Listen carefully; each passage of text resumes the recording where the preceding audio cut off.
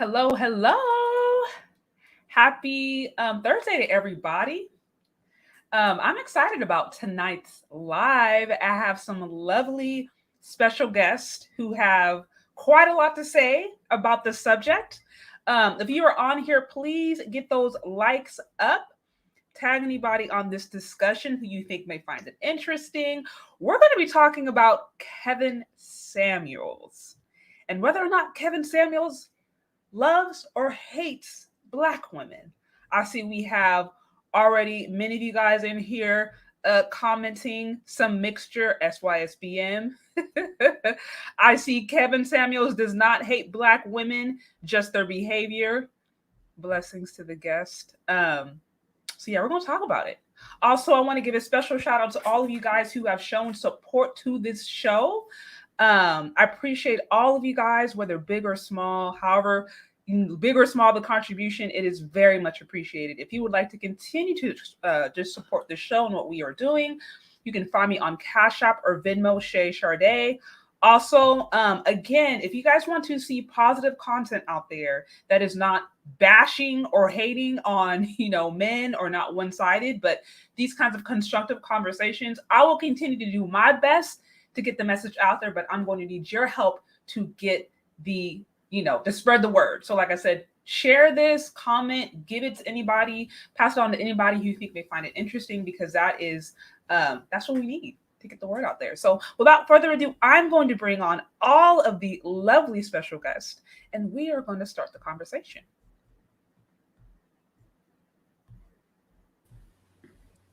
Okay. Hello. This is the best looking couple I've seen in a while. Yay! So, I'm pretty excited about tonight's topic because many of you guys know Kevin Samuels, especially really since the pandemic, is just, I feel like, just kind of causes ripple effect for better or for worse in the Black community, and not even the Black community. You got people all around talking about him. And so, I felt like it was really important to discuss this with other women, because whether or not, we agree or disagree, like or don't like, he really is pushing their narrative along in certain instances. And so I'm glad, like I said, that you guys are all here, willing and ready to talk about this, because I think it very much needs to be discussed. Mm-hmm. So also, while we're on here, if somebody could, there is a bit of feedback. So while you're not talking, if you could please put your mute button on. I think we're hearing a little bit of feedback here. Actually, let me do this.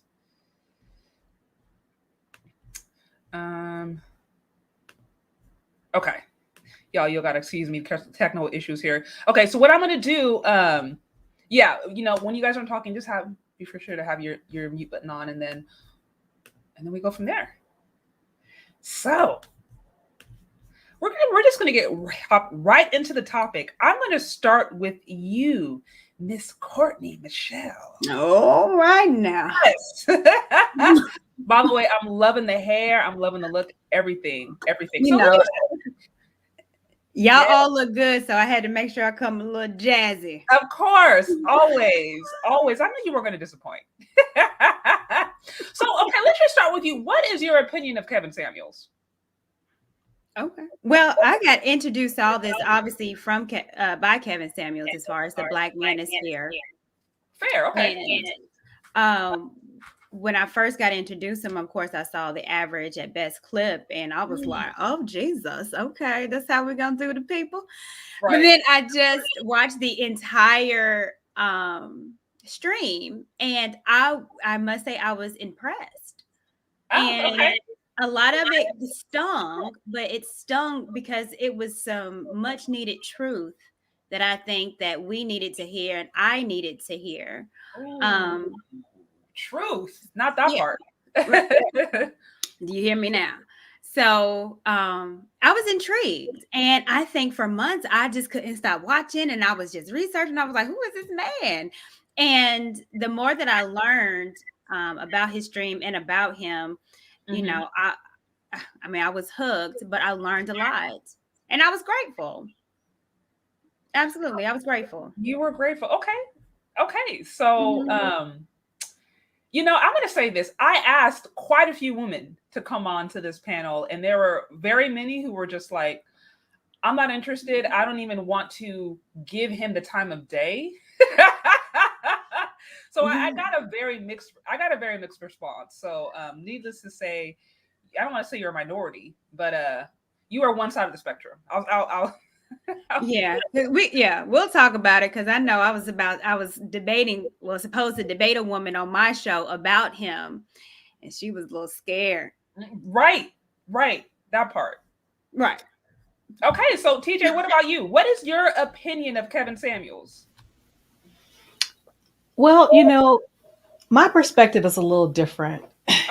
And I think it's because I've known Kevin since we were kids. Oh, dang. And what I mean by that is, he's a few years younger than me, but we went to the same high school. We went to the same college. That's crazy. We went to the same college. So we were both on the University of Oklahoma's campus at the same time. Interesting. Very interesting. And we would see each other, throughout, the courses of our lives as as adults. But interestingly enough, when I saw, it had to be maybe November, maybe December. Right. Around the time that it came. Yeah, Millwood, that's right. So when I saw it, as me and my husband were watching, and it was funny because I happened to be on YouTube, and I'm like, that's Kevin. So we were watching the video. I'm like, and he just, I was taken aback by his approach at first, but I understood where he was coming from, and I understood his frustration. But interestingly enough, I had to say, As a matter of fact, I think I called into that show or maybe a couple of shows thereafter and Okay. told him, I said, hey, and when he didn't bring me up on the camera, but we were talking, and I was telling him, I said, you're right. Because a lot of the things that he has said or is saying now that has now come to, be in the limelight, he said a lot of times when we were younger, when we were on campus, because again, when we talk about the feminist movement, now I didn't understand that that's what it was at the time, Right. but I was very much about, I'm a Delta. So I was one of those Deltas on the campus that probably argued him down when CHARISSE Ali came to the campus. I'm like, so it came full circle, and I called in to say, you were right. I learned, a lot of the things you were saying back when we were younger, very right. I had to get my mind right. I had to look inward and say, okay, yeah, you cute and all, but you ain't that daggum cute, and you need to keep your mouth shut a little bit, and you don't know everything. So, I took it from a different lens, but it's kind of funny because sometimes you still see people as they were when you've known them a long time. But a lot of things he said, I don't disagree with. I don't, it kind of stings. And I guess it's kind of, when you see the sting, it's like being stung by your little brother, little cousin, like, how dare you? But it don't make it any less right. I mean, look, any less, it's still true is what I'm trying to say. Well, that's really interesting that you actually have, a more personal history with him. That obviously is going to bring its entirely different perspective. I've said this before, and granted, I don't know, I've never met him, never talked to him, not even on the show, but I understand, like, having, the level of platform that he has, and he's a businessman, like, you can look at his approach sometimes and say, oh, that's harsh. But I have to wonder, okay, how much of that is just him putting on a good show to a certain extent and kind of playing into, some of the comedy, just so people continue to watch. I don't know. I mean, it's like, is that really how he is 100% of the time? Or is he putting on his corporate image, which he's very much clear about? Like, yeah, there is an image you have to present when it comes to certain spaces. And I'm like, he could just be doing that. Yeah. But well, I can tell you now, I've talked to him a few times. That's him. That's him. Okay. I was going to say it's a little both. It's a little both. Because fair. I remember we would argue many a times, I mean, as far back as maybe about 7 years ago, arguing. And that was before I got the revelation that I need to not argue as much. So, yeah. so yeah, it's a combination of both. Right, that part. Okay, well, how about you, Sharice? What is your opinion of Kevin Samuels? Good evening, everyone. So for me, I basically kind of agree with everything he has to say. I do disagree with some things, and I do disagree with how he does some things. Like, for instance, one of the lives he did, he basically asked different type of women, different races of women, to give their opinion on Black women. And I didn't like that because it's just like, I don't think any different type of race of women should be talking on Black women. But other than that, I haven't really had any problems with him except for how he says things. He has inspired me to go to the gym, eat healthy. I started my gym journey almost 8 months ago. And also, I wasn't really introduced to the concept of femininity or the very essence of femininity until Kevin Samuels. My mom didn't really sit down and talk to me about it.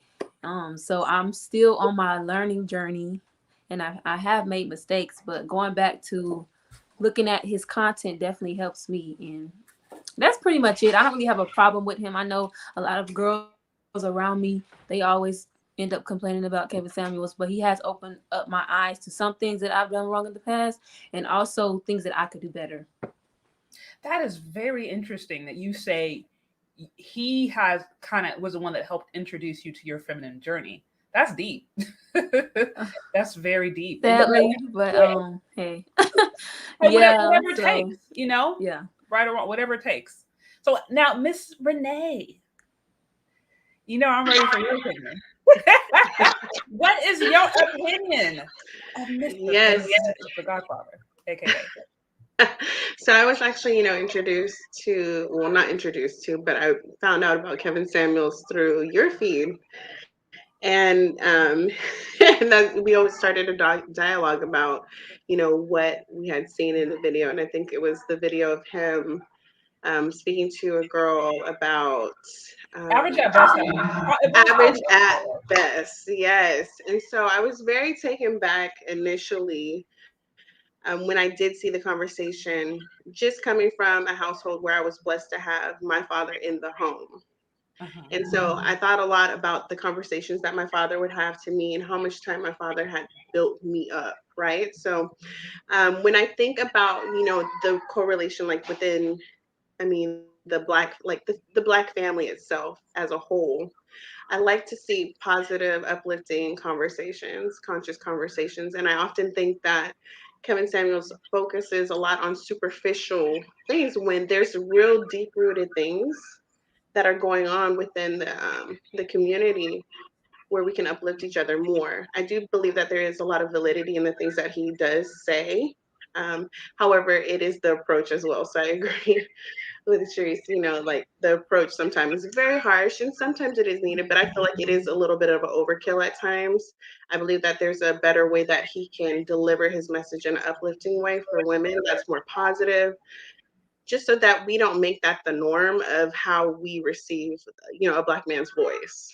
Because I'm not particular in respecting a black man that talks to me like that. Like that would not happen behind closed doors, like period. So that's not, my new normal. Like, and that's not the way my husband talks to me. But yeah, like we don't do that. But it does make for good entertainment. So it's a little blend of everything. I think that if it was, a woman's first contact with really listening to a black man's voice, like he could, soften it up a little bit. But it's hard at times for me just because I think about my personal experience and the truth that my dad gave to me was in love, and it's always helpful, and and so I don't know, to each their own. But that's my opinion.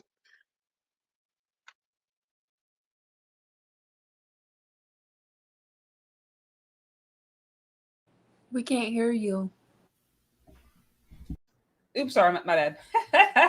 So, you feel like, just to be clear, you feel like his approach it tends to focus more on the negative, and it's not as constructive as it should be. Just want to make sure I understand. Correct. I believe that, a lot of women in instances, they do have a lot of, like, they have good intentions in the things that they're doing. And so it's like, don't cut the tree down. Let's, pick what's positive about it. The whole tree isn't bad. Let's not throw the baby out with the bathwater. So there is positive. It's okay for a woman to want to date, a man that's like this. Like, I mean, we have to always accept that, God is present. You can't just say, hey, you're, have that statistic. So this isn't realistic for your life. It's like, well, who are you? You know what I'm saying? But, I believe that his approach can be better for sure. Oh, I hear you. Well, I disagree. You disagree? Okay. Do you want to expound upon why? Yeah. Well, one, I don't have a problem for the approach. I'm not looking at him to talk to me like my boyfriend, fiance, or husband. I think we've been pandered enough to as women where nothing has worked. Mm-hmm. So this is a whole nother, the definition of insanity is doing the same thing over and over again, expecting different results. And we've seen that multiple of times in these spheres, on TV, on movies. So now that we've come in with something different, it got people's attention. And it's got a lot of women's attention. As a matter of fact, we wouldn't be here if it didn't get our attention. So I actually think that approach worked for what it was supposed to do. And again, get women, i.e., me, to listen and to take heed and say, man, this man is serious. Not trying to make it, soft and petals for women. It's like we've had that already. So I think it's completely different, which I appreciate the approach. So yeah, I don't agree necessarily with the approach. Teacher? Well, I have mixed feelings about it because, I understand it's entertainment, and I'm still wading my way through these YouTube streets. But one of my adopted nephews, shout out to Bolo TV, has stated that truth without love is a weapon. I believe that. And what I mean by that, I definitely believe sometimes we, and I'm not just going to say they, we need to hear some tough love. But I struggle to find the validity or the value of calling a woman a linebacker. I struggle to find the positivity of I struggle to find the positivity or the love in some of the ridicule. Now, definitely, we need to be growed real in a sense of we need to lose some weight. We need to speak less, listen more. We need to understand just like we have a list, so do they. But, again, because sometimes we don't know who's calling in to us. And people will say, well, they calling in them. Yeah, they do. But we don't know why they're calling in. We don't know at what, they could be on the precipice of breaking. So again, they say, well, don't call in. Well, okay, that's an option also. Yeah. But when people call in to me, I try to consider that because I don't know why they called. Sometimes people are calling to troll. We know this. But sometimes people are calling because they really believe you can help. So that's how I feel about it. But don't you think it's two ways to help? Like when people call into your show, it's comforting. They come for that, auntie, sister, big sis love. When people call into a show, he's direct. And I think some people need that directness and some people need yours. And so when people call, he's been consistent. His whole channel has been consistent on his approach to men and women. I agree in yes and no, because it depends on who he's talking to. It depends on I'm sorry. Right. It depends on who he's talking to as to how abrasive or but he'll cajole people. Hey, seriously. For me, I would say his message isn't for everybody. For those who it's for, they're going to be receptive to it. He can't be the messenger for everybody. Like they're going to get the message, but it might be through a different avenue, and that's okay. So for those who like him, they like him. And for those who don't, they don't. But if you want to understand and if you want to do what's right when it comes to, your femininity and being receptive to a man and things of that nature, then you're gonna find your way regardless. Right. Now, I mean, and that, this is why we're having this discussion, because we're seeing already, this is such a small panel, and yet there's such a varied response.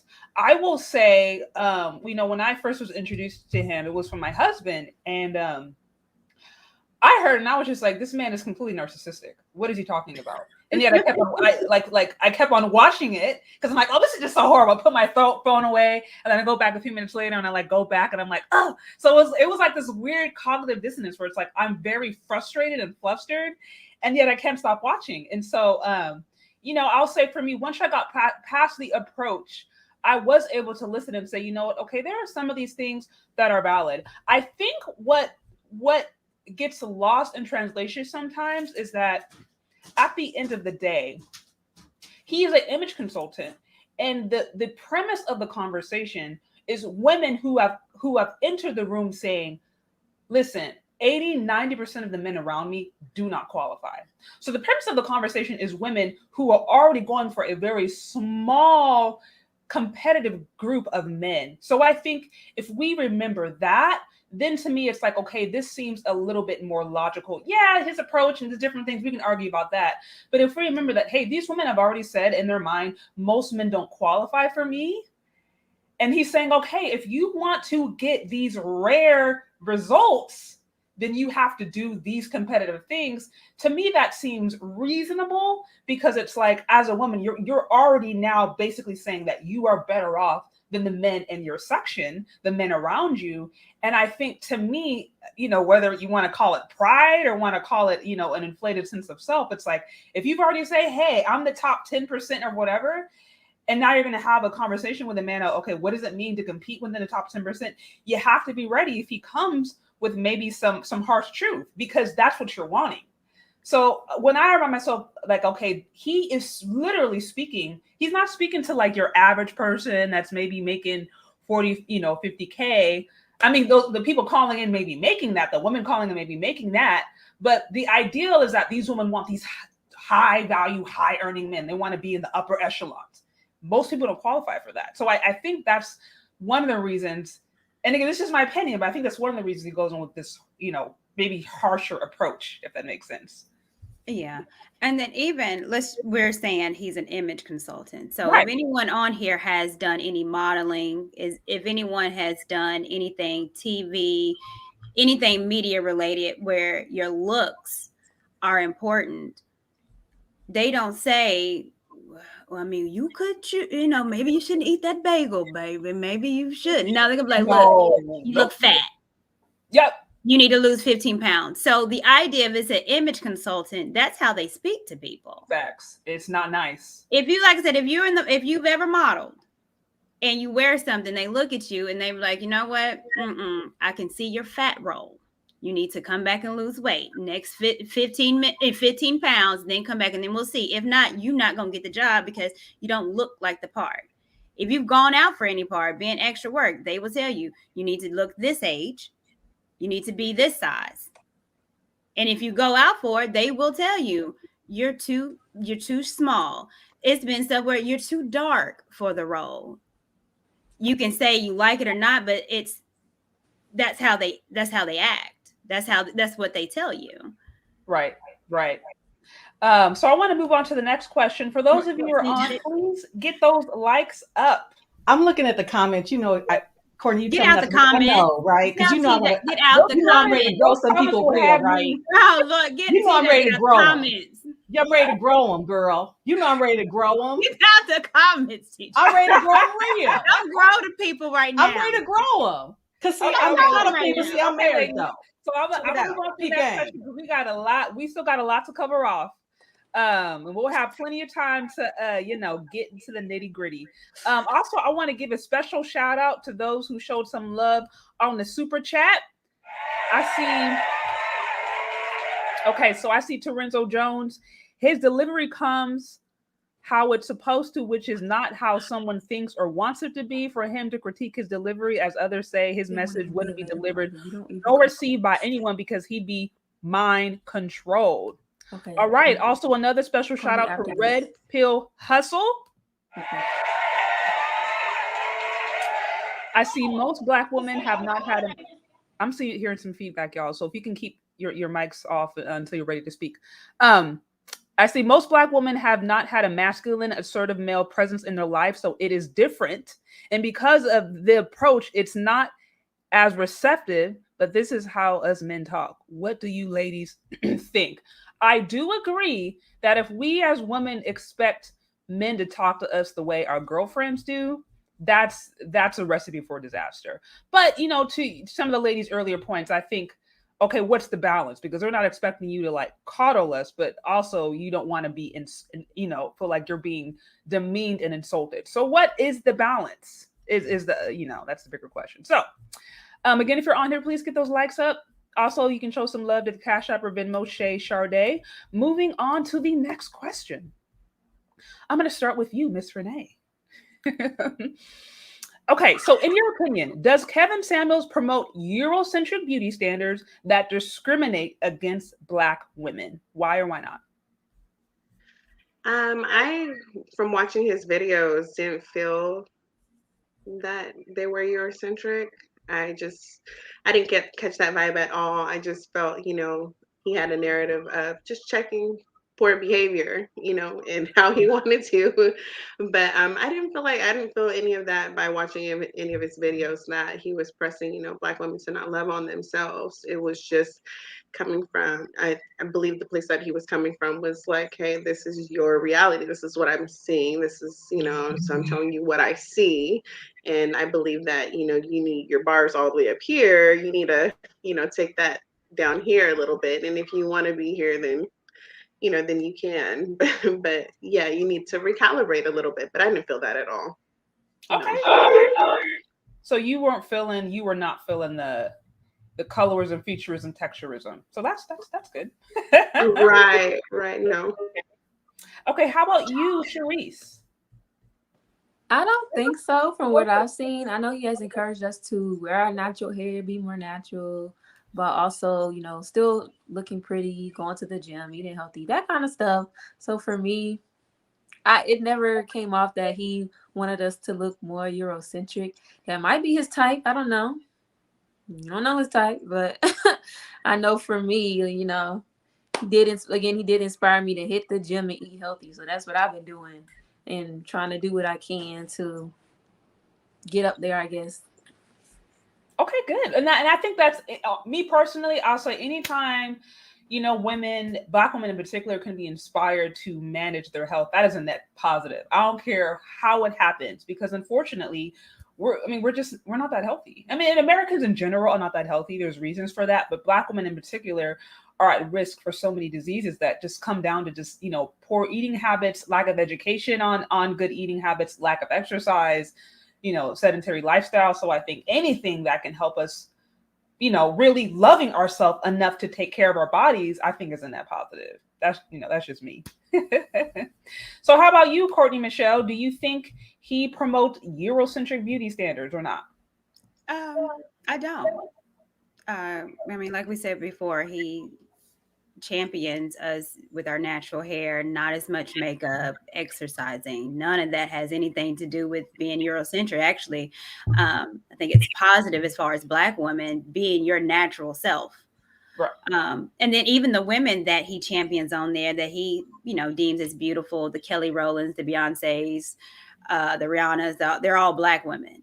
He didn't pick up no mulatto, no Alicia Keys. You need to look like Lisa Bonet back in the day.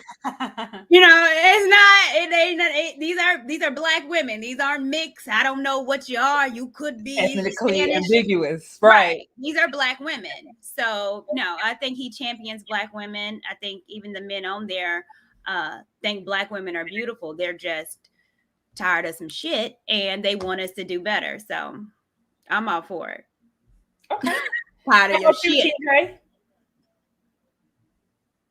I concur with all the women. I can't think of a time that I heard Kevin really promote this Eurocentric standard. I think what he talks about, at some point, if you want a man, he should know what your real hair looks like.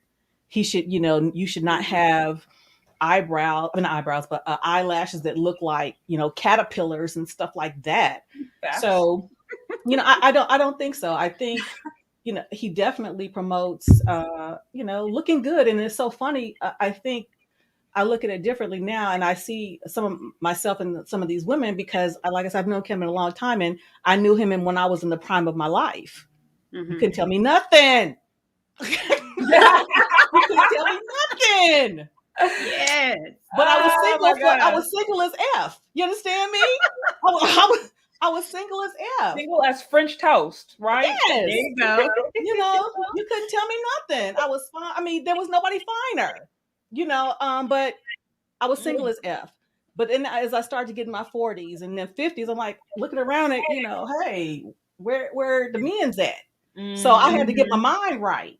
So I had to get my mind right and my body tight because come on. Even when I met my husband, I was 30 pounds heavier than I am now. I'm like, hey, I want you to look at me good like you want like that yummy look. I want to give me that yummy look. So I gotta keep it together. So absolutely. I don't think, yeah. I like that. Mind right, body tight. I'm gonna tweet that. Well, you know what? I mean, I think, okay, if nothing else, it sounds like we can all agree that he, as far as beauty standards are concerned, he's not promoting anything that would be oppressive. So I think, mm-hmm. That's positive. Now, I want to give a special shout out. I did see a super chat come and I wanted to speak to. Special shout out to Eugene Steele with the $5 in the super chat. I see. We talk so many things about the Eurocentric standards, but the question is, what are really the Afrocentric standards?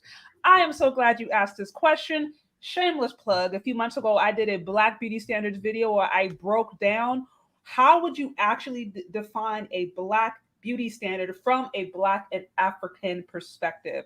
I would highly encourage you to check it out. It does go a little bit into detail about what it traditionally Black people see as beautiful.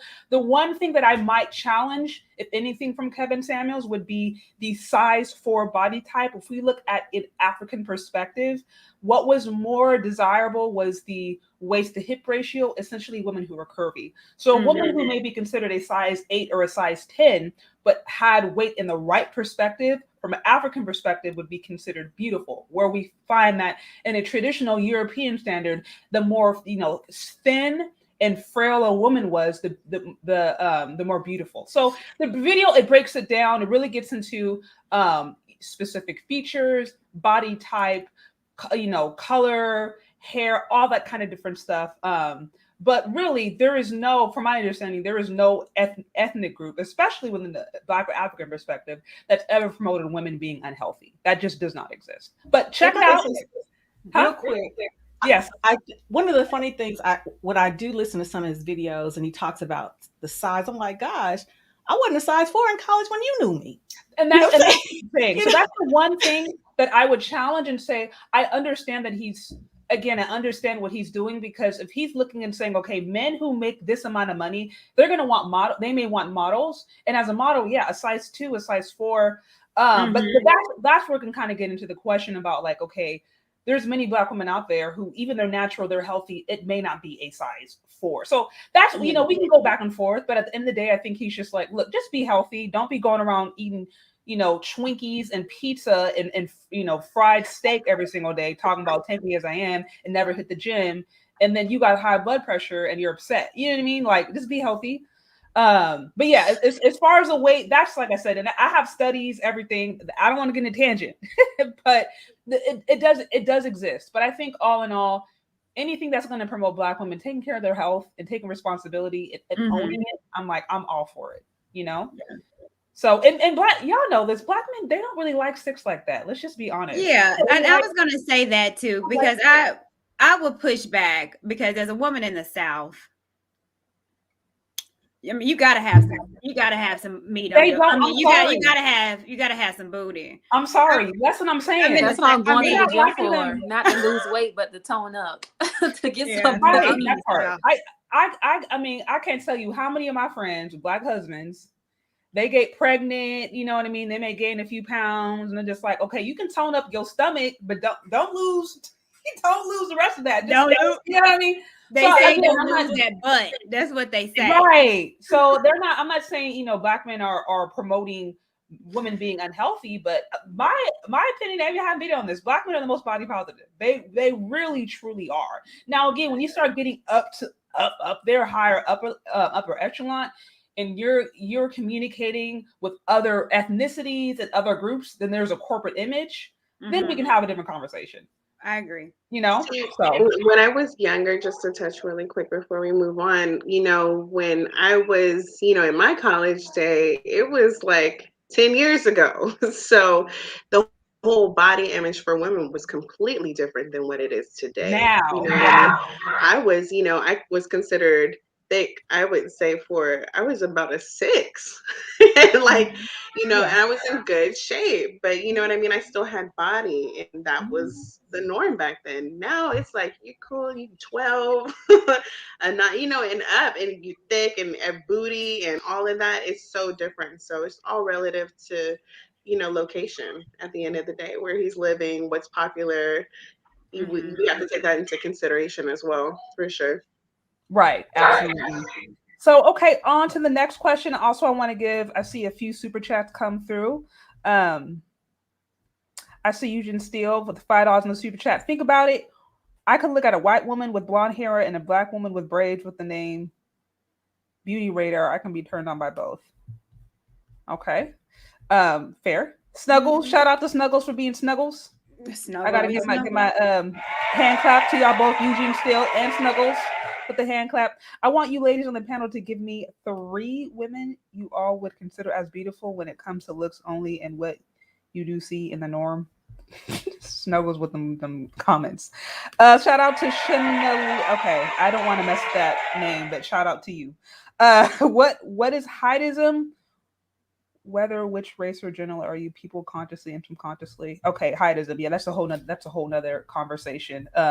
Most men, from what I've heard, who are you know what's the word? Maybe vertically challenged.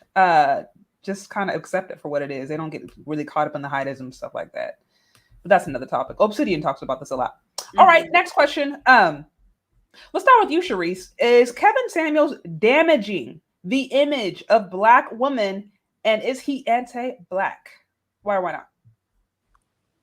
I would say no. What I would say is damaging the image of Black women is Hollywood, mainstream media, the news. They like to portray Black women as one thing when I think Kevin Samuels is just trying to approach the women who are the way that, that is, he's trying to approach them in a way that's going to help them, or what he feels is going to help them. But what I think is detrimental and probably messing up the image of Black women is mainly mainstream media. Okay. You always see us portrayed as one thing. Facts. You never see us portrayed in a different light. It's always one thing. It's always, somebody's baby mama or the hood chick, something like that. It's rarely, I wouldn't say never, but I would say it's never rarely in a different light. Do I think he's anti-Black? No. Especially when he lists the most beautiful women in the world to him as Black women. No. Okay. I agree with you there totally that one of the things that is damaging us is the media. I've said this multiple times that like even Black centered or Black targeted media is not owned and run by Black people. 90% of media is owned by like major companies. Right, even that. So it's like we have to know, even Black centered, we at the end of the day don't even really have the final say when it comes to that. And then the things that are promoted, there's money to be made off of promoting Black dysfunction. It just is what it is. It's always been like that in America. So I totally agree with you there. TJ, what do you think? Do you think Kevin Samuels is damaging the image of Black women? I don't think he's damaging it. I think that he is shining a further light on it. I would agree with Sharice, correct? Sorry, sure. That the media and these shows and this reality TV shows us in our worst light in many instances. I think Iyanla Vanzant says, we're paid to be out of order. And it seeps into other aspects of life. I mean, I will never forget, I just retired from the federal government, but there was a time at work that I had a situation with some leadership. And I distinctly remember them saying, you seem like an angry Black woman. So, where does that come from? So, but the thing about it, people couldn't come to that conclusion or make those assertions or assumptions if it wasn't out there for consumption. So, and I don't think it's right, but it's the way that it is. I mean, if we think about it, a few years back, I think when Barack Obama was still in office, and then Michelle Obama approached a media person, very direct in her approach. And that was dubbed as the angry Black woman. Now, if you take that and move it further, because she's style and grace and class, but then if you have that narrative and then you take it over to, the Real Housewives of Atlanta or Love and Hip Hop, we look like a hot, filthy mess. So, and then you do have women that call in, they do that, act accordingly. So I think he's not damaging it, but he's definitely pointing it out. Some really good points. Y'all, there's 300 people live. I need to see at least 300 likes. Please, likes are free. Please get those likes up. Tag this, share with anybody who you think may find it interesting. We are discussing whether or not Kevin Samuels hates Black women. So on to you, Courtney Michelle. What do you think? Is he damaging the image of Black women? Yes or no? No, I don't think he's damaging. I think that Black women are in control of our image. And I can't tell you how many times I've gone on YouTube, TikTok, and just seeing random Black women shaking their butt, twerking on tables. I've gone into areas where they play our music and they own tables shaking it, and it's embarrassing. The bonnets that we wear in the airport where everybody else is dressed appropriately, but we want to wear PJs and bonnets and flip-flops. So it's us. It's us. I can't tell you. And I know everybody on this panel has had multiple occasions where you go to a store, a Target, a Walmart, a Kroger's, that's our grocery store, and be like, why she gotta act this way? Why she got to be so loud? Why? Lady, calm down. I find myself trying to be extra, to overcompensate for some of the ignorance that I see. And I know, and I hate that I have to do that. I know I'm not supposed to do. I can only, control what I'm able to do, but it's embarrassing. And I don't want people to think that Black women are like this. And then when you see us on TV and these reality shows, the thing is, they're shows, but it's reality show. A lot of Black women act this way. So I can't say that it's the media that's portraying this way, because those women, the Love and Hip Hops, the Love and all that, those are real life Black women. That's how a lot of us act. A lot of us with those ghetto ass nails. It's just like, girl. Now, mind you, I will do that at home. Okay, you can get that here, but I'm not gonna show Tom, Dick, and Harry that side, because our image is important. And so I try, when I go out, my mom always said, how you go out, you're not representing just yourself, but your family. Black folks, you my family, so I'm not going out there acting like I do at home. Like this, but you made, so TJ made reference to this earlier, where she was saying the thing about it is Black women get rewarded for that kind of buffoonery. And so I think to a certain extent, you start to see that, like, right now, thought culture, stripper culture, that's what's being celebrated and that's what's being funded. Mm-hmm. So of course we as Black women are responsible for that, because there has to be some of us who are willing to promote that, who are willing to embrace that, you know what I mean? Who are willing to collaborate with that, even if that means the demise of our own image. But unfortunately, because there's money to be made off of us continuing to look bad, and there's enough people who are willing to do it and who are willing to be like, yeah, that's, maybe see it as normal. Who knows? Now you have this. You have this. And and I would say it's times, even when I look online sometimes and see some of the different stuff that I see other women who share my complexion saying about us, about Black men, about the Black community, I'm like, this is shameful. So, that, like I said, there's always money to be made, and there's always been money to be made off of Black nonsense. And you're always going to have collaborators, people who will be willing to act a fool, you know what I mean? As long as that means money in their bank. It don't matter how that affects the community. It don't matter how that makes everybody else look. And that's unfortunate. Yeah. And can I comment real quick on what Courtney? So I would say I agree with you. I would just say, okay, the media is still responsible, but they're only showing one side. So, there is Black women around us who do act like that. I'm not saying that they don't, but they always love to show just one side. And I just hate how one-sided the media always is. But again, yes, we do need to take responsibility as a group of people, as Black women, and call out our sisters who act like this, because, I have gone out. The area I live in right now, I live with my mom. So the area I live in right now, it's a lot of city girls. And I don't like city girl behavior. I'm in Florida. I'm in Orlando, Florida. That's where Florida is known for the city girls. That's where they reside. When I go out, a lot of men say, "Oh, you're different." Of course, I'm different. I'm not a city girl. But do I call out city girl behavior? Yes, I do. And a lot of women do get upset with me because I do that. But here's the thing, though. Media money, misery equals money. The news is not going to report me giving $5,000 to a little kid. It's going to report me stealing it. You see what I'm saying? Oh, yeah. So that's just how media is, and it's not going to change. It's always the thoughts, the sluts they sell. Little orphan Annie, they don't give a damn about. So we have to find it where, since we know it's going to exist, since we know it's not going to change, because negativity sells. I was telling TJ the other day, a lie is going to be a lot more profitable than me telling the truth. even if it's a lie, like the National Enquirer. Facts. That's just what it is. So we have to have narratives. We have to start as Black women putting forth positivity in Black women. And that's why this space, every one of our shows are important.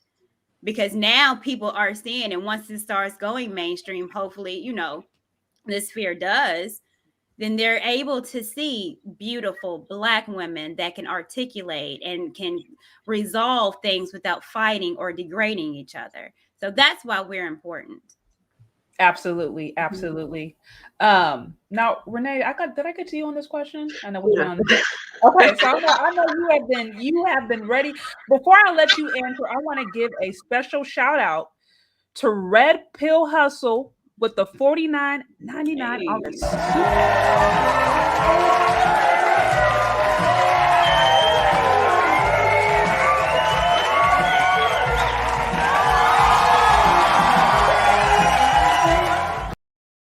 Y'all, thank you so much for showing support. I appreciate every last one of y'all who have been here and who are liking. Also, y'all, please get those likes up. I see 335 here and I only see 213 likes. Likes are free. So if you are here enjoying yourself, please get those likes up. So, okay. I actually want to read your comment. So I see Red Pill Hustle, speak this truth, Courtney. Looks like you got some fans in here. I like Red Pill. That's my guy. That's your guy. Shout out to Red Pill. Shout out to Red Pill. Thank you, Red Pill. Ooh, looks like we got Damien here. Okay, with the other 50, was it 49.99? Why aren't more Black women speaking on the damaging being by women like Cynthia G, a Black woman that openly promotes the destruction of Black males and womb? Damien, wait. Well, I think you've been on my channel before. I did a review. Again, another shameless plug for y'all who are on here. I recently did a review of Cynthia G's content. Please check it out. I have some more content coming up that's going to be discussing divesting and the like. So if you would like to hear a honest, constructive conversation about that particular topic, please like and subscribe, hit the notification buttons, and you will definitely be entertained. Yeah. And I talked about it yesterday. Right. I played the clip of her. So we are having these discussions. We're having these conversations. Yeah, conversations, most def. Yeah, thank you, Eugene. I see over there last night. And I want to make sure that you deserve money to.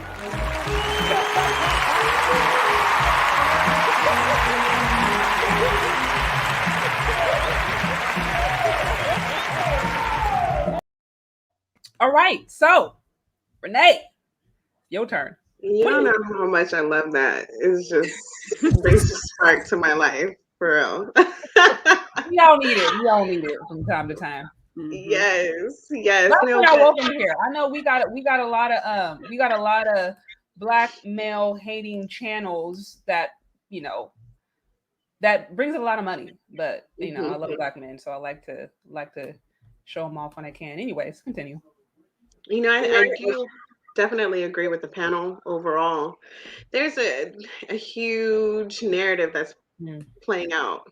And so ultimately, I do believe that there's some approaches that Kevin Samuels, speaks on to where he is a contributor to that narrative.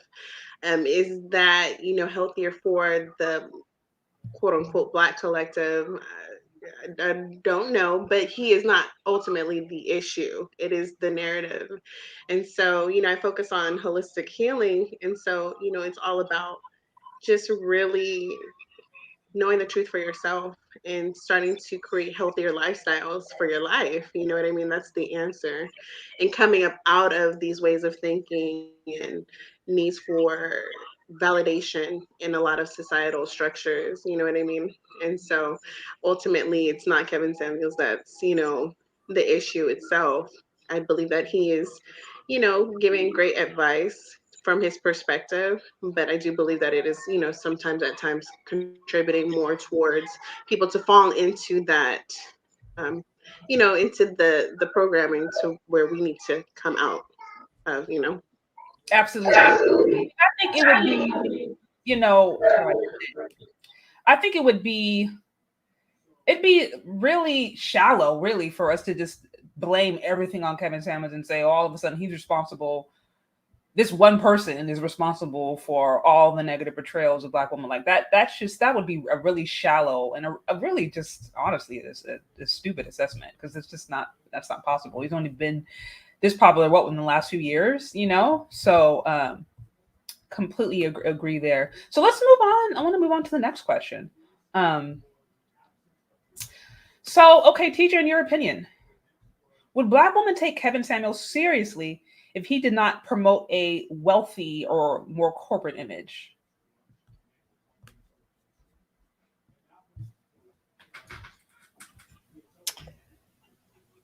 I don't know. No. So you think if he came looking like a broke Dusty, that he would still have the same amount of well, not necessarily a broke Dusty, but say for instance, if he, wore up with shirt, if he had his pants sagging and all that kind of stuff, absolutely not. If he couldn't articulate, a cogent thought, look it up, folks. But anyway, I don't think that they would. So I would agree with that. But what's interesting though is that there's some who are not as polished, who've taken on the talking points and are still getting the likes, the subscribes, because again, they're capitalizing on what he said. But I think him being the initiator or the one who's been thrust into the spotlight, I think it definitely has to do with his image, because probably not. I will use this this comparison. When I was on active duty in the military, I was hard pressed to listen to any person who wanted to try to tell me anything as far as physical fitness, keeping your uniform together if you look like a rag bag. So, like, you need to speak to someone else because I'm not listening to you. Mm. So you're probably right. No, they probably wouldn't listen to him. That's honest. Courtney, what do you think? Do you think Black women would still take him seriously if he did not promote like a wealthy or corporate image? No, I don't think they would. I think he goes too harsh on image for women to, if he didn't dress the way that he did and come across and sit how he sits and have his background and how his, how his whole production looks. If any of that was missing, he'd be getting joked on. I don't believe him. How he gonna tell me I'm supposed to be looking good and he over there wearing Target? It's like, no. So he has to come sharp and he has to keep I wear Target. Right. This is probably Goodwill, but I'm not Kevin Samuels. Okay, I'm broke. So, but he has to keep up that image because of the things that he says. I wouldn't take Oprah serious if she came in with some Daisy Dukes on and a bonnet. Right? No, I wouldn't. So it matters. Your image matters. Right? Oprah with a bonnet on. I'm like, what's going on, girls? What's going on? No. Some PJs and those little furry house shoes that y'all be seeing that they wear as those furry house shoes are supposed to be in the house. Can I just say that? I love some fur. I love me some leopard print, but I'm like, if it says house shoes, there's actually a reason. There's actually a reason for that. But I'm sorry, I digress. I agree with you. I think that, Kevin Samuels is a man of a certain age. We do talk about the way that he looks, but he's a man of a certain age as well. And so if I were to listen to a 20-something, no offense to anybody, but, I'm just saying life experience, right? And so he's a man of a certain age. So he sounds like, he's, a little seasoned, and he has a lot of base behind the things that he's speaking on. So it does carry a lot of validity and, it makes it more believable. He's talking about what he knows. And that can only be learned through time and experience. That makes sense. Sharice, what do you think?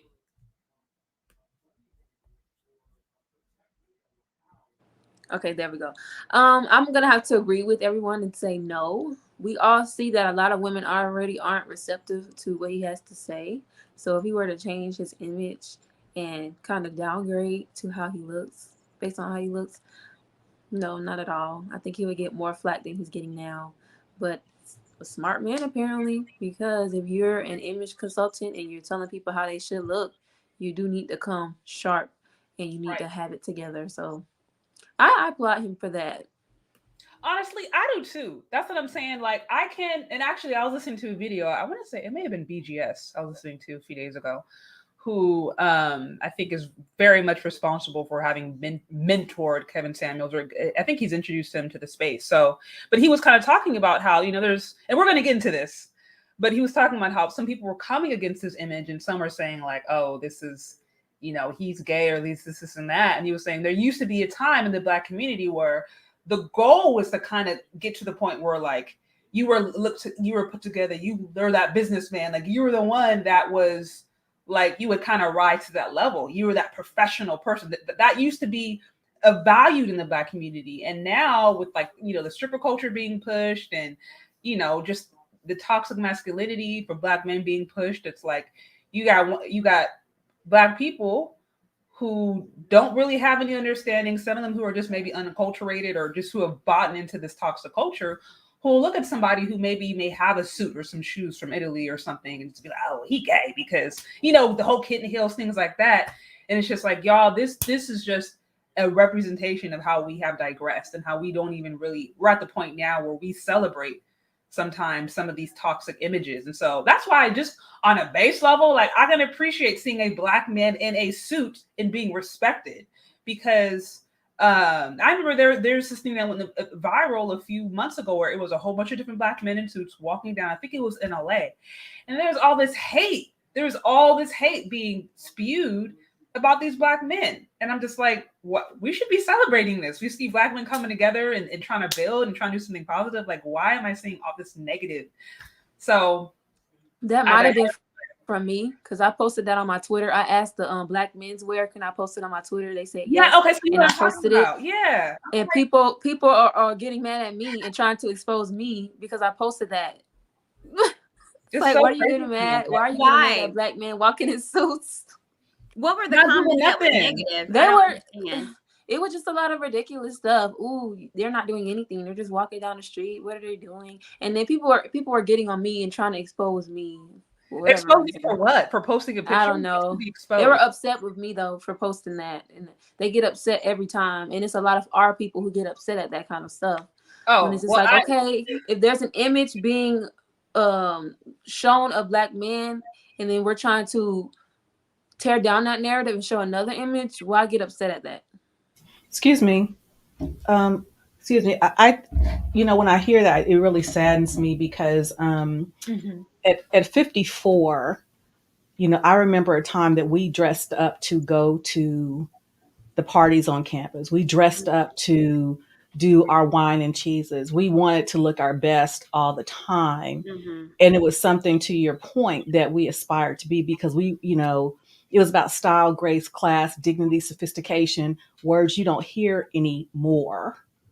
And again, I think sometimes people are looking at the wrong thing. So what that he can afford an Italian shoe? It's not about the Italian shoe. It's about the look. It's about the presentation, that you can find a nice looking shoe, a nice looking suit anywhere. It's not about how much he spent, shop within your means, but it's how you present yourself to the world. Because again, none of us had money in college and as young adults, but we were looking like damn fools when we walked out of the street. And again, it's sad, because even now somebody put in a comment about, the older women, what we're trying to, why nobody's coming to older women. But here's the thing. There's some older women like myself that are trying to talk to younger women, but they don't want to hear it. There are older women like myself, and even my mom, who try to go to a young lady, say, young lady, don't be cussing like that. And they cuss my mama out.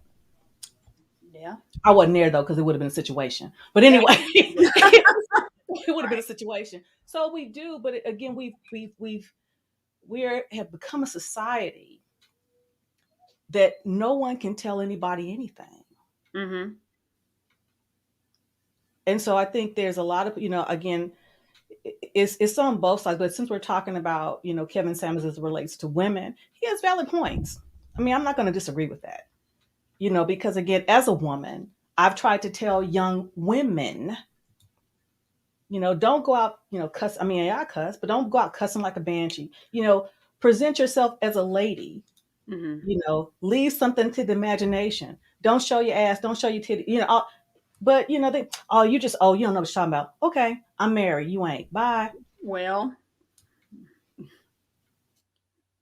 all right. Girl. That part. That's what I'm saying. I'm like, That was a mic drop. I was like, I can't say nothing. do a moment of silence there. Y'all, if you're on here, please get these likes up. I want to see at least 300 likes, y'all. We got 329 people in this chat. We've been over 300 for a while, so likes are free. So please like, share, subscribe, all of the above. So I think I got everybody on that question. So we're going to move on to the next one. So, okay. Let's start with Courtney. Let's start with you again. Should age gap dating old men with young girls or young women, should that be normalized in the Black community? In your opinion? Is it not? No. It is normal. If you think it's normal, okay, please. Yeah, it is normal. Now, what's not How necessarily? big of a gap? Yeah, I mean, she's legal. So if she's 18 and he's 40, would we look at him and be like, it happens every day, B? We can't hear you. Mm-mm. My bad. So you mean to tell me you go in these Black female YouTube spaces, you post, think of that situation. You seen that situation where it was that 50-year-old dude who dated married the 18-year-old? People had a whole lot to say about that. So now it may be normal legally. Of course, legally, somebody can hit. Well, yeah, her godfather though. That's her godfather or something. Yeah. But you're telling me that you think that within the all these Black women over here, they don't care. They're not mad that, you know what I mean, they're 30 and that somebody their age may be going for somebody 18 or 19. They're not tripping about that. We might care. Yeah, well, it's always been happening. My grandmother married my granddad and they were 14, 15 years apart. Oh, yeah, it's happening. So historically, that's always happened. Now, I think now that we're kind of getting older and women, we're looking like, no, you're dating me. We're looking at the younger women now as competition when we're the same age as these men and the men are dating women 15, 20 years or junior. So I think it's kind of with ours and our insecurities that we're, saying something, but historically that's always happened. Yes, definitely. Now I think we need to normalize cougars. Now, if you want to talk about that. For me, I would say it depends on the context. Thank you, Sharice. I would say it depends on the context. Because again, that girl you mentioned, she married her godfather or something. That was creepy. They kind of already had a relationship with father and daughter. But creepy. In my opinion, I don't have a problem with age gap because I kind of am a little bit starting to get more interested in older men because of my experiences with men my age. They're not ready for me. They're not ready to be husbands. My age. I'm 22. They're not ready. And I feel like I'm getting to be ready, I'm getting there. I'm preparing myself. And just men around here, my age, no. And I had one young man my age tell me he'd rather have kids first, then get married. It's like a lot of y'all are thinking like that. Serious. You need to stay away from me. That don't sound like a dude who's serious, but I'm gonna just. But yeah, I don't have a problem with age gap. Not a problem.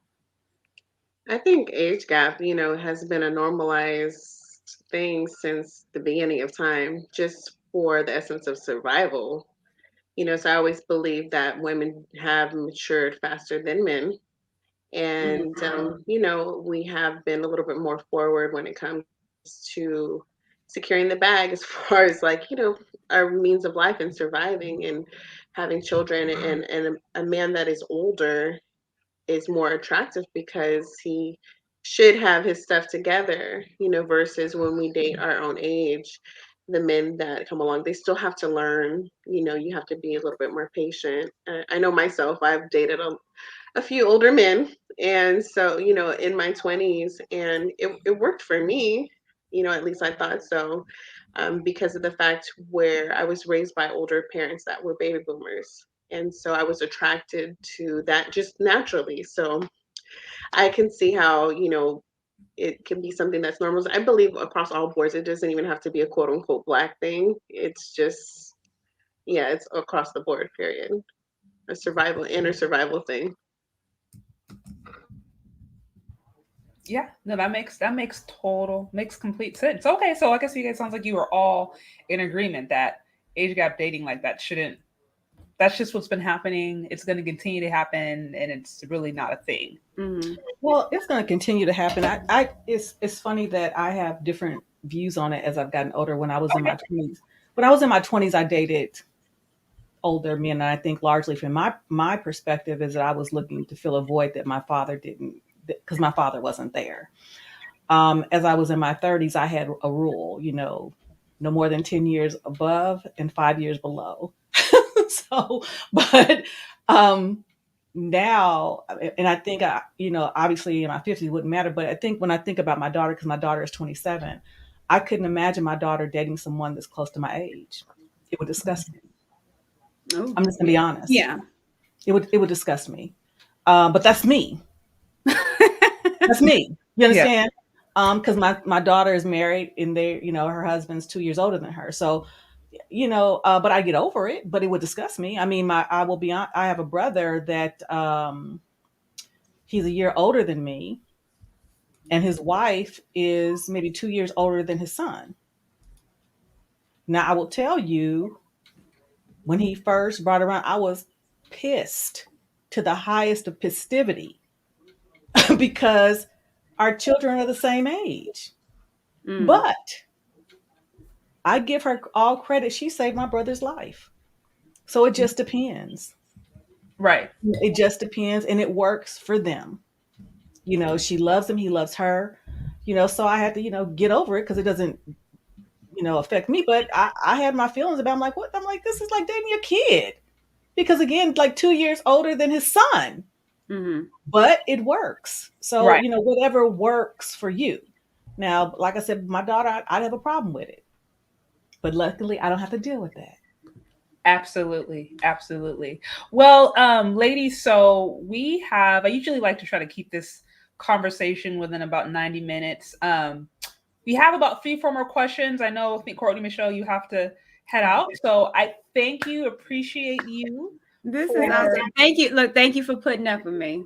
Oh, always a pleasure. You're welcome here at any time. All right, thank you. Okay, you take care. Now, the rest of you ladies, we have about 3 more questions. Do you guys have time, or do we need to wrap it up? You good? Okay. All right. So we can get through this a little bit faster. Also, if you guys are on here, please get those likes up, tag, share, subscribe. I see shout out to Perfect Blackness. I'm 46. My wife is 26. We have a 9-month-old. Very common. Like I said, this has been happening forever. So, all right, next question. Renee, do you agree with Kevin Samuels' policy on married high-value men exercising their options in the sexual marketplace? Once again, we're going to go into things that have been happening since the beginning of time.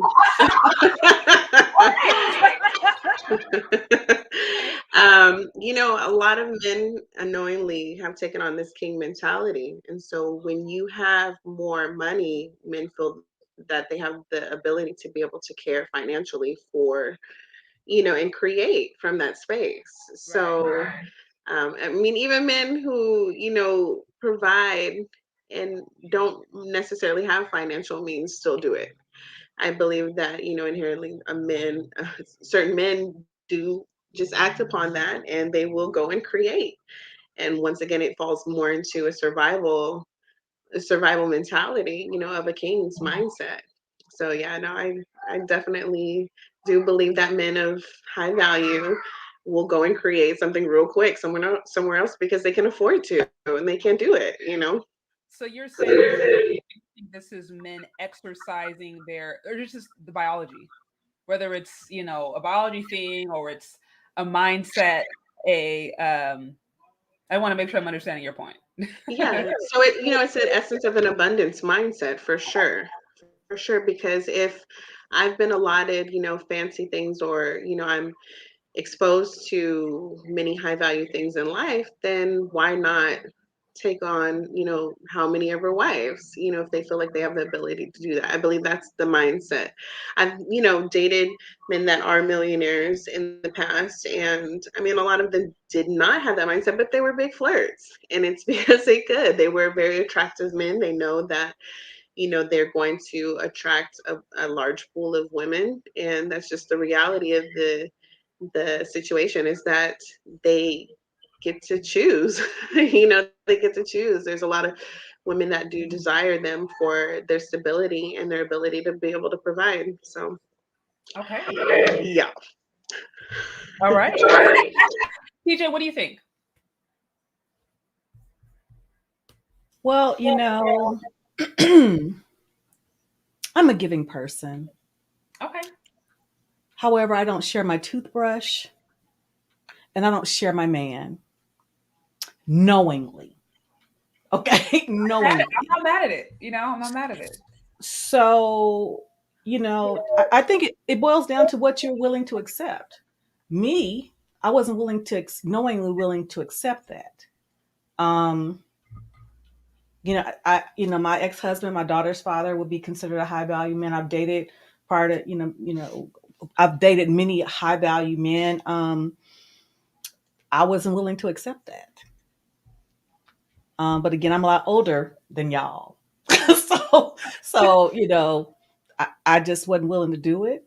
And even my husband now, we got rules. We don't, we have rules. So that's a non-starter. That's no bueno. But again, if you're willing to deal with that, if you've talked about it, because some women are willing to accept that for the lifestyle. They are. They absolutely are. And they just turn the other way. I wasn't. Yeah. Yeah. That's Sharice, all I got. Okay. Okay. No, I can respect that. Sharice, what do you think? I would say if you're not his wife, then okay, yes, he has the right to. It might hurt, but he has the right to. But if I'm your wife, I take marriage and the concept of marriage very seriously. If I'm your wife, you made vows to me for better or for worse. You're not exercising your options once you marry me. No, not doing that. Of course, I'm gonna do what I have to do to keep you. What she said, keep it tight. I'm gonna keep it tight. Okay, I'm gonna try to look my best, or not try. I am going to look my best, and I am going to do what I have to do to keep you, just like I did what I had to do to get you. But once you're married to me, you're not exercising your options. No, it's a done deal because I take those vows very seriously. Two, I believe that, high value man, just to add on to what you said, because there's a lot of validity there, is that marriage is whatever you make it out to be. Somebody might be interested in marrying for financial security. And so they're happy with their 15 minutes. And it's okay that you go and do this, because at the end of the day, all my bills are paid. I got my house. I have my car, like whatever of value to you, my family's taken care of is done. So, a lot of people marry for different reasons and they come together for different reasons. So whatever that agreement looks like in your marriage, then yes, follow that, stick to that, right? I mean, you know what? If we take this outside of a moral conversation, now I think morally is whether it's, I know, Sharice, you said you're a conservative, you very much, abide by Christian principles. So there's definitely things to be said about what does marriage look like from a biblical perspective. But if you remove that and we're strictly talking, okay, if the context of the conversation is you wanting a rich man, I think he does a good job of painting a picture of this is what it could mean when you strictly go after a man, for his income and for the lifestyle. So now whether or not it's moral or not that's a different conversation. But as far as realistically, this is the kind of things that people do that are of this level. I think he gives, a very honest depiction. I remember back when I was working, in particular, I worked at this $1 Million Golf Club when I was throughout college, and I would see all kind of questionable behavior with couples. And I mean, and you find out, people swinging, doing different things and having all kinds of, agreements. And it's just kind of like, yeah, this is just what we do. It's just kind of, you keep it within a certain context, you respect the boundaries. And that's just, how they operate. So like I said, that happens. Now whether or not that's what you want or don't want, something different, but it is what happens. And to some of your earlier point, it's just a matter of, are you willing to accept it, or you're just like, no, that's not my value, that's not what I want, I gotta do something different. So for those of you on, please get those likes up if you're here. Tag anybody on this discussion. We have a few more questions and then we are good to go. So Sharice, in your opinion, are the attacks against Kevin Samuels' sexuality fair and valid? You said are the questions about Kevin Samuels' the attacks against his sexuality? The Kevin Samuels is gay. All that kind of different stuff. Do you think it's valid, or do you think no? They don't know his personal life. They're just judging off of what they see. A lot of women say they don't want to be judged, or don't judge a book by its cover, and they get on him for judging them based off what he sees, their image, but then they're judging his image. That's not right. No. Yeah. So you're just like, no, they just making stuff up. I think they are. They don't know his personal life. He doesn't put his personal life, from what I know, he doesn't put his personal life online. So they need to stop that. They need to stop that. It's a lot of hurt women out here who just they feel attacked because of the things that he's saying. When you don't have to listen to him, you can turn him off. He's not on your TV every night, so you can turn him off. But it's a lot of people, a lot of hurt people that's trying to hurt him, saying that he's this and that because they feel like he's hurting them. That's facts. TJ, what do you think? Do you think the attacks against his sexuality are fair? Absolutely not. I mean, even if you don't agree with him, what does one have to do with the other? I think it doesn't. I mean, it has nothing to do with it. And again, if you don't like him, you don't like him. But what I've learned, and I'm learning in these spaces, people are just ruthless. They just really are ruthless. Keyboard killers, type in terrorists. So no, I don't think it's fair. I don't think it's warranted. They have no inside intel. If they did, they should drop it, which they don't. So they don't. So no, it's just ignorance abounds. That's all I got. That's facts. And to your earlier point, what does it have to do with anything? It doesn't. It really doesn't. I mean, I think sometimes people get hurt, and what does he say? Is it shame, insults, and the need to be right? And I think some people really divert to that. They ain't got nothing else to say. They're upset and they feel flustered in their feelings, and all they can think of is just, now I'm just going to attack you because I don't have any other valid point. So, and I'm overweight and I'm single. Sorry, that was unfounded. I'm sorry. That was petty. I'm sorry.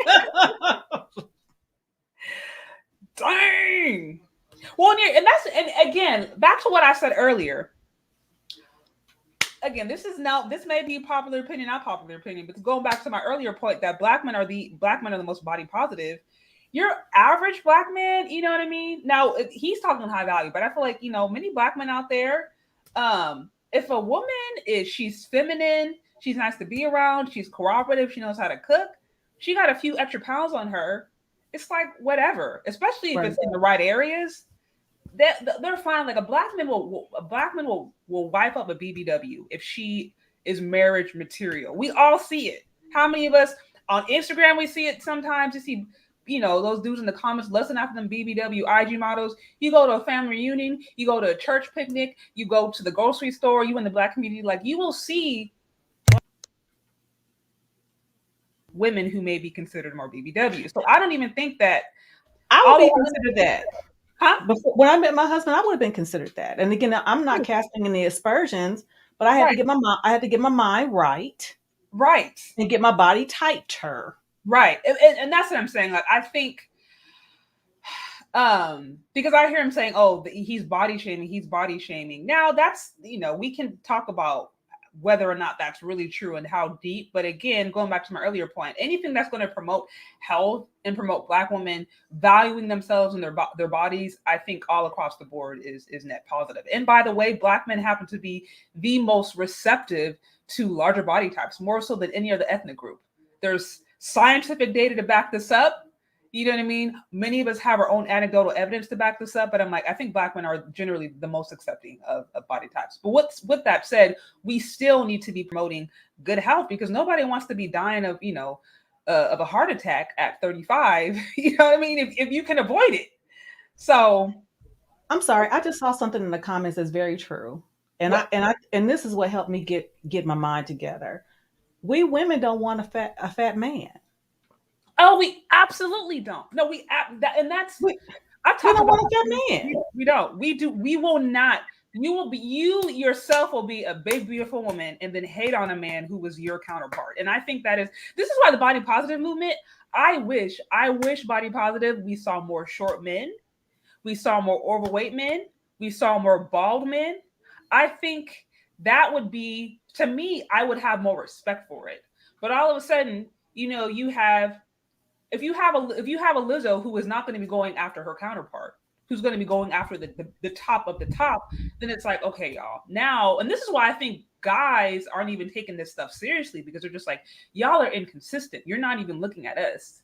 You want to force us to like what you won't even accept. And how can you do that? You know what I mean? You can't do that.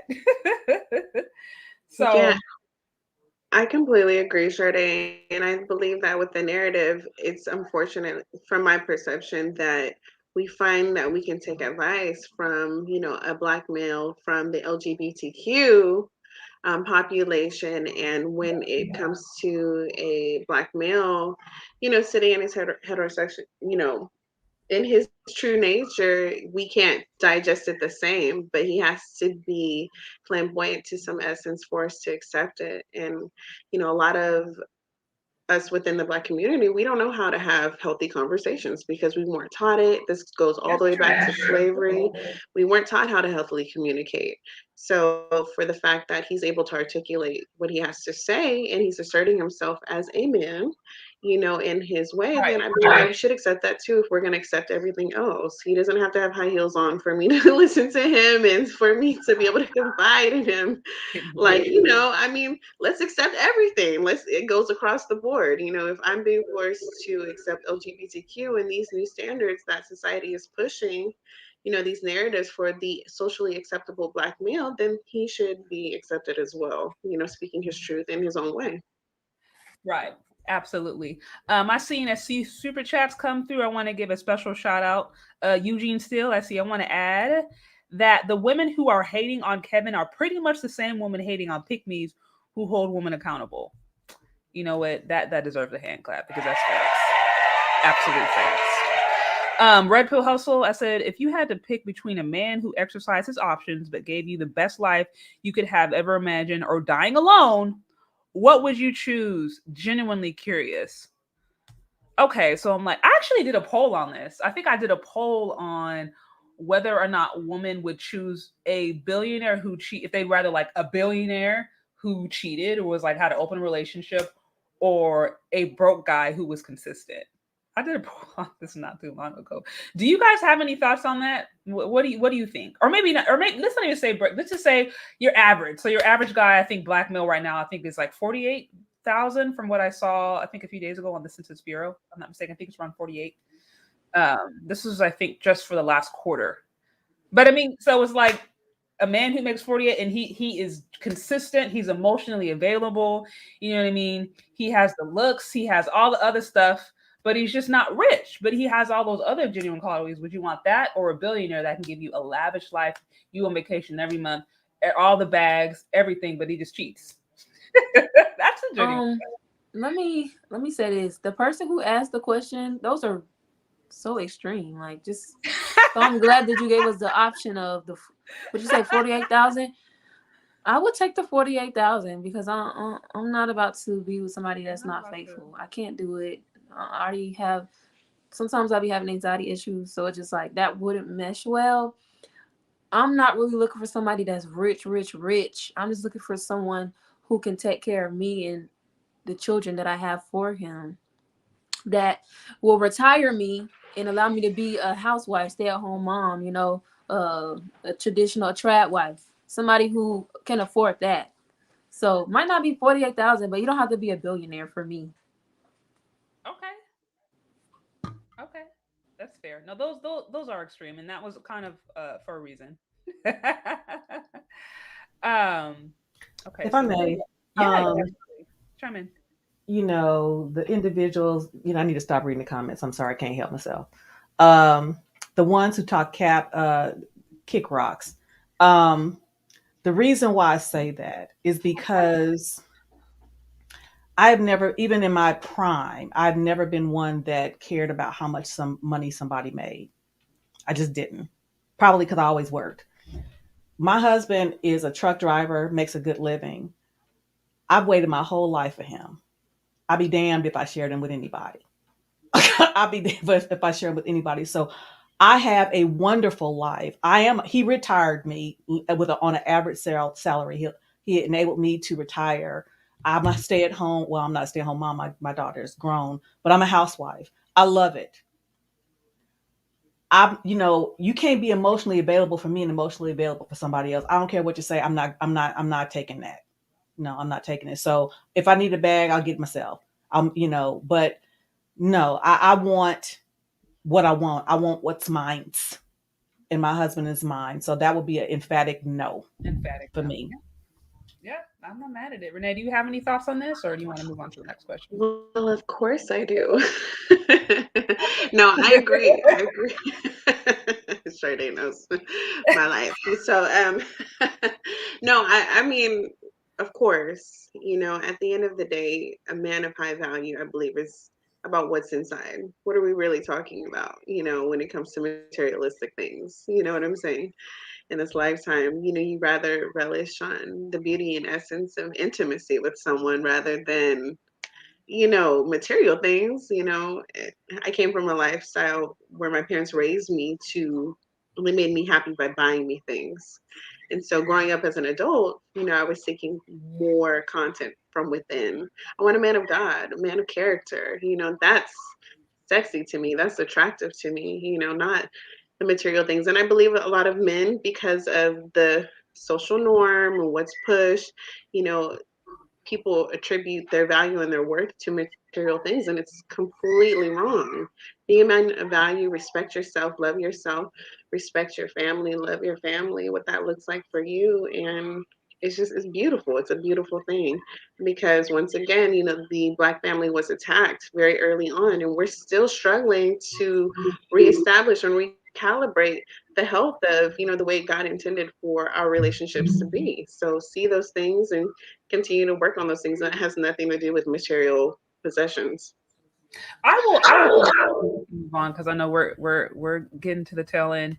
Um,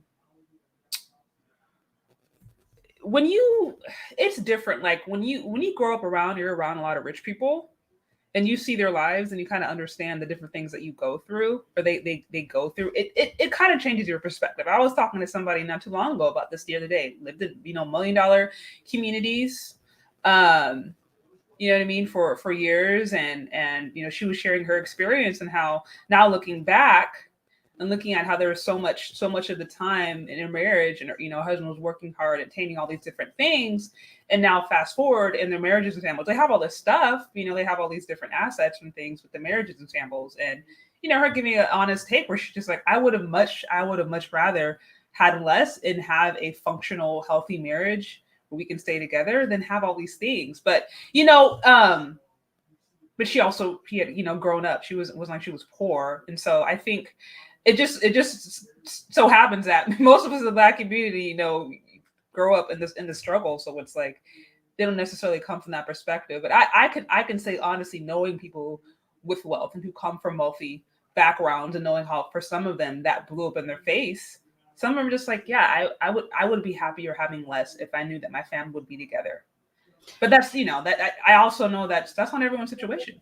So If I may, my ex-husband, my daughter's father, and shameless plug, my daughter and I do a podcast on Saturdays, a mother-daughter podcast. oh And sweet. in that we've talked about, growing up, and her dad, wealthy man. But she has also talked about how many times he missed things, Yeah, it happens. recitals. He was working all the time, and he was saying, I'm doing this for her. I'm doing this for her. But she wanted him there. And so he was able to buy her all these things and fly her here. She flew first class more than I did, but she wanted her dad She wanted present. her dad. She wanted that. Yeah. I needed my husband present. But so again, I definitely agree with what your friend or the person said. A whole bunch of stuff, but you can't get the time back. Right. But I think, and and this is where it could get complicated, because you do have a lot of men out there who they're in the dating space, and they may be good-hearted, hardworking men. Maybe they're not a millionaire, but they make a good living, and there's women who will pass them up looking for that fantasy, looking for that facade. And I do think, unfortunately, even as women, we're not taught how to value the real thing. We're not taught how to value the right things. We just see men as maybe pocketbooks, or we see men as just means to an end. And but you can have wealth in a healthy, functional marriage, but you can also have a functional marriage without all that kind of different stuff. But I think so often we as women are trained and taught it needs to look this way, it needs to be this certain luxury lifestyle or whatever. First of all, most Americans, period, aren't looking or even living like that. Like I said, this is white men, white women, black men, black women. Most people, period, are not living that luxurious lifestyle. And like I said, that does not always mean that there's happiness. So like I said, that's somewhat of a of a tangent. But I do understand men who they go out there and they're just like, they're being passed over because, and we see that even in Kevin Samuel's show, where these women are coming in. That you grew up in Arkansas in a 1-bedroom shack, and you're wanting a guy that makes 7 figures, and it's just like you weren't even around those kind of people. Where are you getting these ideas that you deserve that when you're around average people? You're in some cases even around really, really poor people or working class people. Doesn't mean they don't have value, but how are you desiring these things that are way out of your league? You know what I mean? So yes. For those of you on, please get those likes up. We have 2 more questions, and then we are wrapping it up, ladies. You guys have been so awesome to share your perspective. Okay, so TJ, I'll start with you. Has Kevin Samuels helped you in your relationship and life outcomes? Well, I mean, like I said, we kind of grew up together, so Okay. Yes and no. And I'll say he's helped me to the extent, not because I've seen him as of late, but when I started doing the work that I needed to do as to Right. answering the questions, why am I still single? When I happened to come across his show saying those things, I had to say, yeah, what you had been saying back in the late 80s and 90s, it rings true. And there's nothing wrong. Submission is not a 4-letter word. So, so definitely, I won't say specifically he has helped me, but definitely his concepts and what he was saying is absolutely true. It's absolutely true. It's absolutely what men have been saying that me and many of my peers weren't listening to. And I am the first to say that, when he's talked about some of the women that were combative, that he knew he was probably talking about me actually. But so Well, at least you could own it. At least yeah, he was probably you know? talking about me, because I would go up one side your head, down the other. I had no problem with it. Um, but yeah, he's absolutely right, and again, I think, things happen when they're supposed to happen. But if I would have really got tapped into it, I probably would have been married or stayed married, if you will, Okay. or remarried sooner as opposed to 18 years. So I definitely say what he's been saying on behalf of men definitely has helped me, because my daughter, who's 27, she said, he's right. My 27-year-old daughter said that. So absolutely. Yeah, that's facts. That's facts. Renee, what about you? Has Kevin Samuels helped you in your relationship and life outcomes? No. I would say I would say no. I mean, I've, had a nice variation of friends growing up. And so what he's saying is nothing different than, watching the jocks, growing up and their opinions and being able to get women and, on different levels. So he's not selling anything different than what I've already seen. And so I'll say no. And, with my personal experience as well. I believe what he, is doing is overall, good, right? Because we got that intent, but I can't even do. But I just believe that I would love to see him have more conversations with men as well. I believe that would be positive and uplifting for the community as well, because I believe that we put a little bit too much validation on needing the Black man's voice in these areas where we need to really be focusing on healing wounds, on our own personal levels, and why we're cherishing this one man's opinion so much, and needing to hear him. I don't know. That's just me though. Well, what's interesting? What's interesting is that he, for the first, I don't know how many years, but I think it was a good 4 or 5 years he was on YouTube specifically talking to men.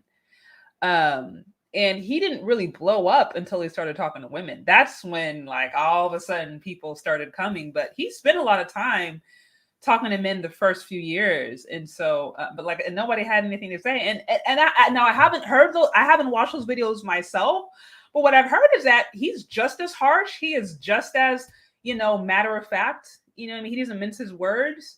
And when it was towards men, no one really cared because, I just think maybe just men are taught to kind of just take certain things, just kind of take it in stride and not really, not get caught up in the approach or just like, oh my gosh, you're my feelings. Just like, yeah, you're right. I am overweight. You're right. I am lazy. I do need to work hard. You're right. I am, they just kind of accept it. And so when he was saying all those harsh things, men, nobody had anything to say. It was as soon as I think he had started talking about women, then all of a sudden there's all this uproar. So it is funny that you say that.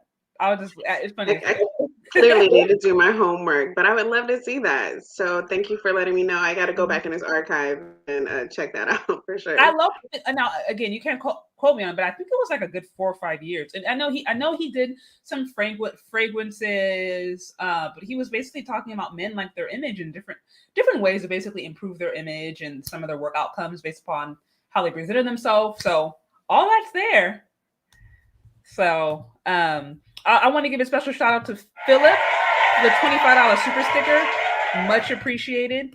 Also, Ramesses 7, I see. Did y'all mention that Kevin said he's going to start sending out wedding gifts to help encourage marriage? I didn't see that. That'd be awesome. I think I would love to see more healthy, functional marriages. I think that would be ideal. Okay, so Sharice, how about you? Has Kevin Samuels helped you in relationship and life outcomes? So I would say when it comes to discovering the femininity part and, like I said, the working out, yes. Am I still single? Yes, I am. But that's because I still have some stuff to work on. And I'm also really trying to figure out my life, making some stable income, all of that. So relationship wise, no. I think I still have time, Also, the area I'm in is not. The men that are approaching me is not the men, not who I see myself with. So first I need to move because I feel like if I move, sounds like you're ready. Maybe. But in order to move, I really have to get my income up. So I'm working on that. I'm working really hard on that to get it up there so I can be out of here. I'm ready to go. I hear you. I see. Shout out to Whiskey Sigma. Says it's not Kevin Samuels' job to balance the scales of accountability. There are plenty of female outlets pointing the finger at men. All right. Okay, so on to the last question. Again, for those of you who are on, I appreciate you. Shout out to Freedman's Journal. Thank you for being a great mod. Also, Game Changer, I think 58. Or Game Dreamer. I hope I didn't butcher your name, but I appreciate all of you mods there. If you're here, please, likes are free, y'all. So please get those up. Again, tag, share with anybody that you find this that would find this interesting. We've had a great conversation discussing Kevin Samuels, his impact on Black women, whether or not he hates, loves Black women, all of the in between. So we're down to our last question. Okay. So Sharice, in your opinion, is Kevin Samuels a net positive for Black women? You said, is he positive for Black women? A net positive or a net negative? Meaning, has it overall, would you say his impact has been positive, more positive, or more negative for Black women? I really believe that the impact has been positive. In my life, especially, he has made a difference. He really has, seriously. if it wasn't for him, I would not have known what is femininity, you know, or turn that attitude down or smile more, you know. Right. Impact, yes. But again, you have those women who they just don't want to listen. A lot of women are hard-headed these days. That's facts. And you're always going to have that in every race of women, every group of women. You're always going to have that. But yes, generally, yes. Facts. TJ, how about for you? In your opinion, do you think the impact of Kevin Samuels has been overall negative or positive for Black women?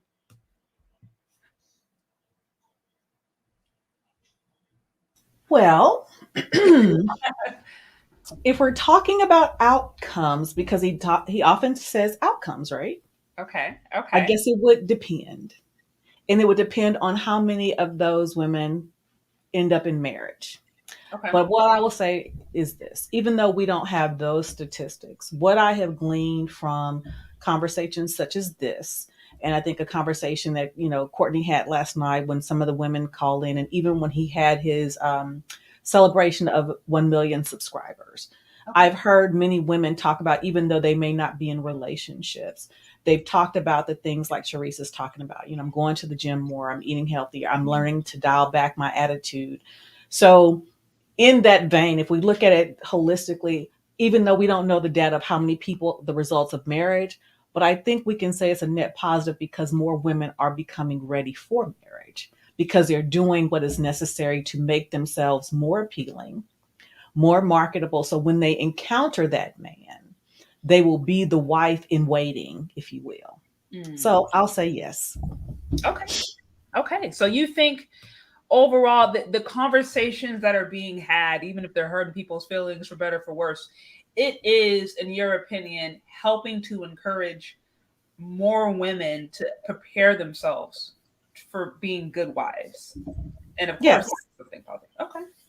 I mean, because I will say this, one of the things I had to learn, and again, it becomes more difficult as we become older, especially if we have been single for a long time, to be quiet more and listen, be quiet and listen more. So that's something I had to learn. And if women are learning that and learning to smile more when they are out and about and learning not to scowl and just, if they're learning that, they will ultimately or hopefully attract what they say they want. So I say, yeah, I think a net positive would be in order.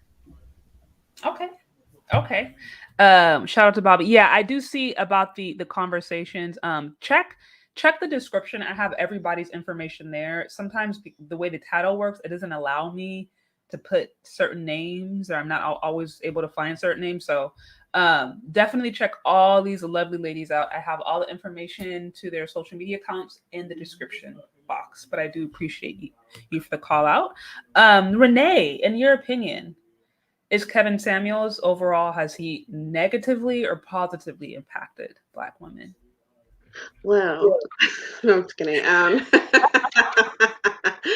I believe that, regardless of how I feel about his approach, and though I haven't necessarily needed, it's been very entertaining. I believe that he is doing more of a net positive for ladies, after sitting with the ladies and hearing their points of view and how he's positively impacted. Like, how can I deny that? You know what I mean? I can't deny the guy. He's helping people. And so whether or not I like the approach or not, he's helping others and he's getting across to people. It's making good entertainment. And that's what it's all about these days, to captivate attention. And so net positive. Okay. Well, ladies, that is the last question that I have for you. So it sounds like, based upon all this evidence, we could all conclude that Kevin Samuels does not hate Black women. I think I'm okay. Okay. So we have all concluded he does not hate Black women. Now, obviously, we can debate, approach, whether or not he's always right or not right. We can debate that, but I think we've all at least come to that conclusion. I've heard that many times, and my personal opinion, I have not seen anything that would make me question whether or not he's, has a vindictive motive. I've never sensed that from him. So, but I really appreciate all of you lovely ladies sharing your perspective, your insight, your journey. Before we wrap this up, I want to know if you guys have any final thoughts. TJ, I will start with you. Any final thoughts or things you would like to leave with the audience? Well, I just want to thank you for inviting me, Shay Sade. And I want to say, I mean, I already know Courtney Michelle, she's one of my nieces, my adopted nieces. So, but I want to say you two lovely, I mean, you three lovely ladies. Sharice, you're just as gorgeous. I mean, and you're just as cute as you can be. And Thank I you. love the energy from what is your name, young lady with the dress? I love your hair. What's your name? Renee. I mean, it's been a pleasure. I'm the old lady, there's Uncle Steve, the old man on the block. So I'm, TJ, the old lady on the block, but I have totally enjoyed it. And thank you for having me. I truly appreciate it. It's been a pleasure. It's been a pleasure. Sharice, how about you? Do you have any final thoughts? Any last words you'd like to leave with the audience before we wrap it up? Yes, I would say first, everyone go subscribe to my YouTube channel. Yes, check it out. And also, the last thing I'll say is my DMs are open, and that's it. Dang. Yes, because Okay, I see the comments. I see the man. Somebody said this isn't the second grade. We'll fight for her or something like that. Yeah, my DMs are open. Now let me just have real quick. I'm gonna pull in the big sis mode. Y'all be respectful. I had to release a video the other day about cyber sims. There is a specific way that you come at a lady. So make sure I don't want nobody coming at you disrespectful because of me. So she's giving y'all an open invite to slide into her DM. Please treat her like a lady. Okay. For some of y'all older gentlemen, think about if you had a daughter, how would you want your daughter to be treated? Y'all, okay.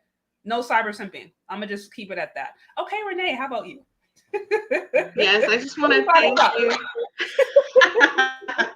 No, thank you so much, Sade, for the opportunity to be able to, just vocalize my POV on Mr. Samuels himself. And ladies, thank you so much for opening my eyes in a lot of different ways when it comes to the Kevin Samuels perspective as well, because I was definitely taken off guard when I first was introduced to him. But, hearing everyone's story really helps gain a bigger perspective, and that's what it's all about. And so I just want to thank you guys as well, because this was really fun, and it was amazing to come together like this. It was great. Well, again, I appreciate all of you ladies. You guys, please be sure to check out their channels, like, subscribe, comment, share, all of the above. I have linked the information to them within the description of this video. Ladies, you have been fantastic, and you are welcome back anytime. All right. Well, I'll be in touch. I will be in touch, ladies. Thank you so much again. Bye. Okay, bye.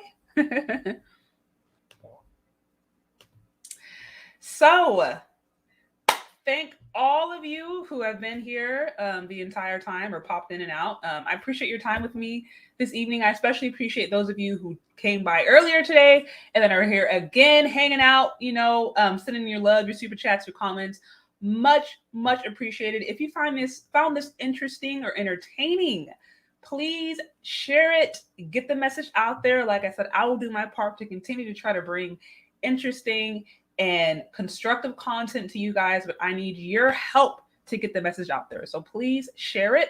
Also, stay tuned. We have some really exciting collaborations coming up next week. I have Jessica X on the books.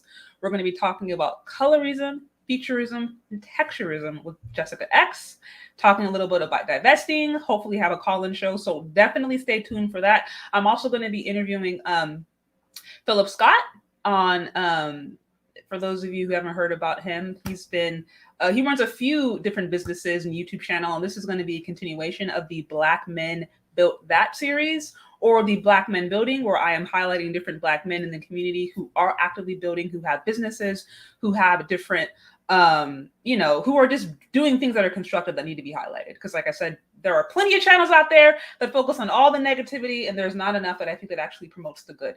So we're going to be having a conversation next week. I'm going to be focusing on the different ways he is helping to impact and build the Black community and many more. So definitely stay tuned. Get those likes up again. Subscribe to this channel if you have not already. Also hit the notification button. And I appreciate all of you guys who have sent in your donations. Again, if you would like to continue to show support, you can find me on Cash App or Venmo, Sharice, and we will talk later. Have a good night. Bye.